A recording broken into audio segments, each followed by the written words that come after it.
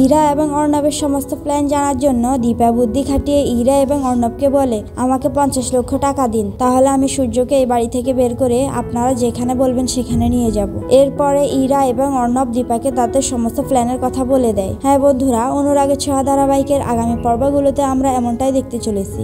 ইরা কৌশলে নার্সকে সূর্যের রুম থেকে বের করে দিয়ে সূর্যকে ভুল ওষুধ খাইয়ে দেয়। দীপা বাইরে থেকে এই দৃশ্যটি দেখতে পায় আর বলে, আমি থাকতে ডাক্তারবাবুর কিছুই হবে না। সূর্য ওষুধটি খেয়ে মাথা ঘুরে পড়ে যায়। তখন ইরা সেখানে চলে যায়। ইরা চলে যাওয়ার পরে দীপা সূর্যের কাছে এসে বলে, ডাক্তারবাবু, আপনাকে ভুল ওষুধ খাওয়ানো হয়েছে, আপনি এখনই বমি করে ওষুধটি বের করে ফেলে দেন। নার্সের কথা মতো সূর্য বমি করে সব ওষুধ ফেলে দেয়। এইদিকে ইরা অর্ণবকে গিয়ে বলে, আমি নিজ হাতে সূর্যকে ওষুধ খাইয়ে দিয়েছি, এতক্ষণ হয়তো বা ওষুধটি কাজ করা শুরু করে দিয়েছে। ইরা এবং অর্ণব মহা খুশি হয়ে যায় আর বলে, এবার আমরা সূর্যকে নিয়ে এখান থেকে চলে যেতে পারবো। একটু পরে দেখা যায় সূর্যের ওষুধে কাজ করছে কিনা তা দেখার জন্য সূর্যের রুমে আসে ইরা। ইরা এসে দেখে সূর্য বমি করে সম্পূর্ণ ওষুধ ফেলে দিয়েছে। ইরা নার্সকে জিজ্ঞেস করে, সূর্য বমি করছে কেন?